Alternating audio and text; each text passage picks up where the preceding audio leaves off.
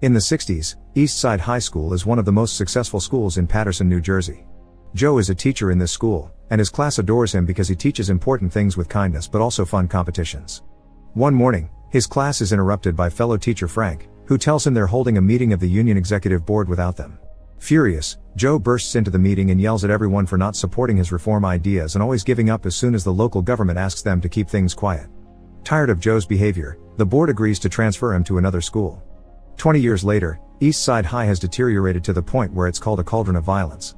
The building itself has lost its shine, and the students don't know the meaning of good behavior. Bullying and violence are in every hall, they don't listen to teachers and even beat them up when they try to intervene, and illegal substances and arms are dealt as if they were candy. Most of the students can't pass the minimum basic skills test, and this is bad news for Mayor Bobman, who doesn't want to lose the school to state administration because it'll cost him the election.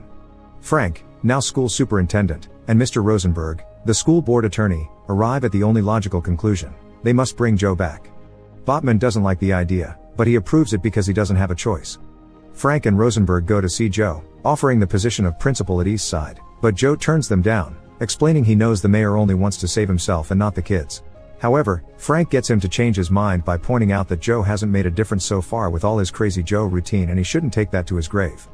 The next day, Joe shows up at Eastside as the new principal. He holds a meeting with the other teachers and immediately puts his autocracy into play, saying he's the only one that speaks in his meetings. After asking for a list with the names of every student involved in criminal activities, he orders the custodian to clean the walls and make any student in detention help him. Mr. Darnell, the English teacher, is demoted to assistant of the football coach. There will be guards in the hallways to help them stop the violence, and all teachers must concentrate on getting the students ready for their next standardized test because the school needs 75% of approval, and last time they did less than 40. Next, Joe calls for a school assembly, where all the troublemakers from the list are put on stage. When Joe comes over, he bumps into Kanisha, who is happy to see him because he used to be her elementary school principal. Joe gets on the stage and asks for silence, but nobody pays attention to him, and the troublemakers laugh when he asks them to sing the school song. Seeing them as incorrigible, Joe decides to expel all the troublemakers, promising the rest of the kids that nobody will bother them anymore.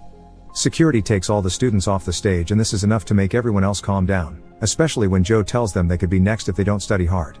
In the afternoon, Joe has a meeting with all the parents. Liana, the mother of one of the expelled kids, is furious about what happened, and many parents support her.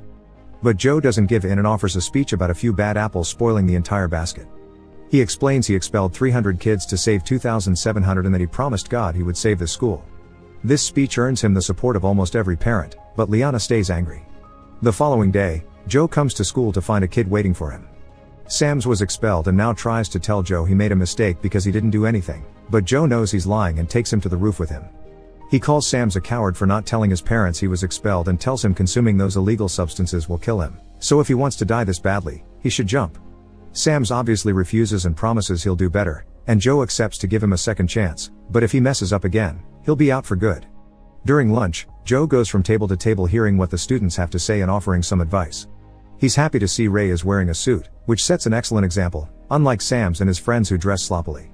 When he notices them bothering a girl, Joe makes them stand up and calls out their clothes choice in front of everyone, then asks them to sing the school song. He also reminds the entire room that nobody should move during the school song, so when Darnell bends over to pick up some trash, Joe sends him to his office. The boys don't know the lyrics anyway, causing Joe to give them detention and inform everyone that from now on, they all should be ready to sing the school song on command or there will be consequences. Afterward, Joe goes to see the music teacher Elliot to tell her about the new rule. Elliot accepts it, but she'll teach the school song after they're done training for an incoming choir concert in New York. The kids are practicing Mozart, and Elliot would like their work to be respected. She calls out Joe, saying he doesn't like other adults standing up to him, and Joe reacts by firing her and canceling the concert so the students can concentrate on the incoming test. From now on, the pianist Mrs. Powers will be in charge of the music class. Afterward, during his meeting with Darnell, Joe gets called out again. Darnell thinks he's being treated as trash and wants the principal to remember these are his students as well. This ends up with Darnell getting suspended. Vice Principal Joan tries to make Joe see reason, explaining Darnell is more than just a coach and that nobody understands what Joe is doing, but Joe responds that's exactly how he likes it.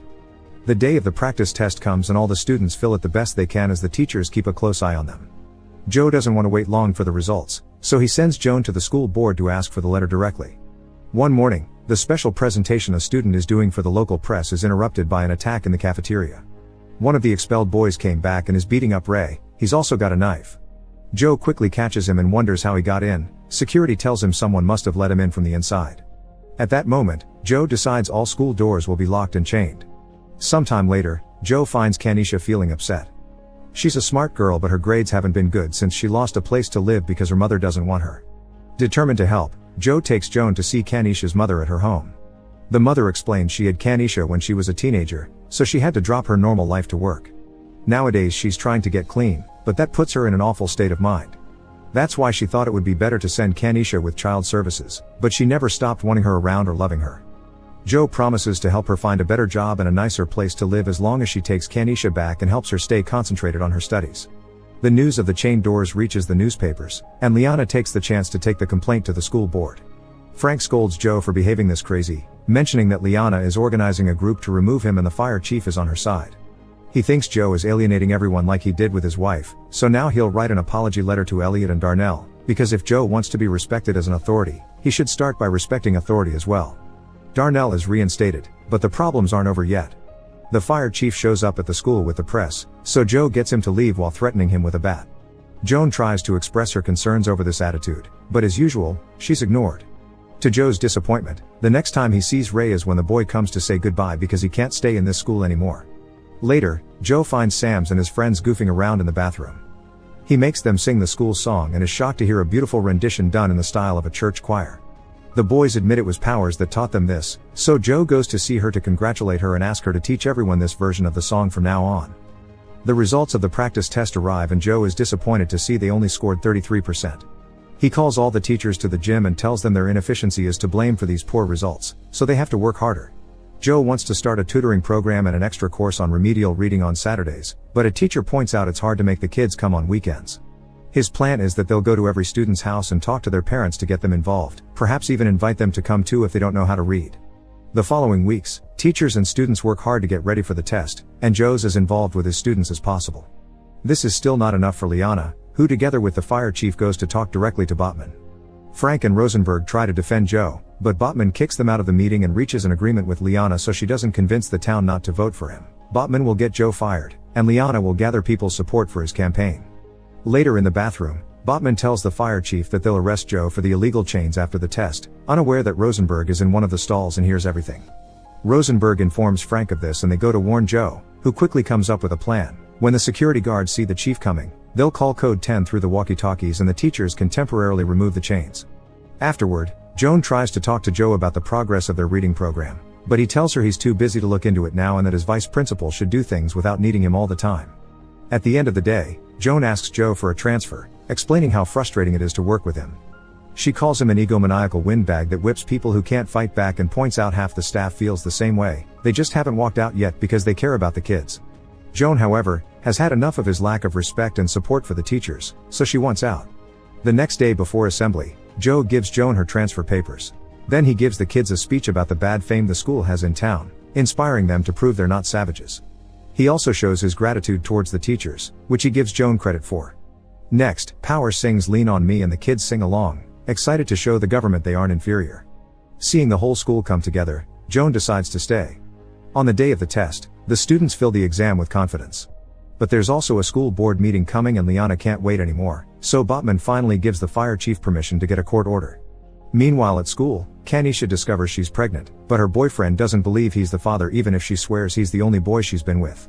Joe offers his support and promises they'll find some other alternatives, but their conversation is interrupted by a guard announcing the arrival of the fire chief with Liana and reporters. Calling code 10, Joe tries to get the chains removed, but the chief is ready and has a recording of this code, so Joe gets arrested for violating the fire code, leaving Joan in charge. That night, the school board holds a meeting. Frank tries to defend Joe's work, but Liana points out the school only got 33% during the practice test, meaning Joe actually failed at his work.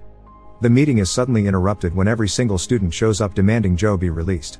Botman knows it'll look bad if they fire a man with such support, so he talks to Joe, asking him to tell the students to leave. When Joe refuses, Botman pulls out the big guns and explains the cops are getting ready outside.